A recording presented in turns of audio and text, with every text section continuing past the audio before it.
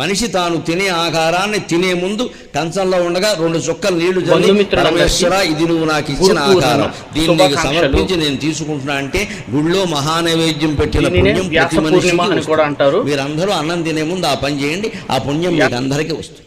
కాస్త 2 చుక్కలు, ఇది బ్రాహ్మణులు మాత్రమే చేస్తారు అనుకోకండి, అందరూ చేయించింది. ఈ నీళ్లు చల్లడానికి బ్రాహ్మణ ఎందుకమ్మా? ఇక్కడ మంచినీళ్ళు ఉన్నాయి, గ్లాసులో ఉన్నాయి, కాస్త కుడి చేత్తో 2 చుక్కలు నీళ్లు తీసి అన్నం మీద జల్లడం. అంతేకాదు ఇంకో పద్ధతి చెబుతున్నా, అన్నం తినే ముందు అన్ని పదార్థాలు వడ్డించాలి. కింద పక్కన పళ్ళేల్లో పెట్టినా సరే, కంచంలో పెట్టినా సరే అన్నీ వడ్డించాలి, అప్పుడే నైవేద్యం పెట్టాలి.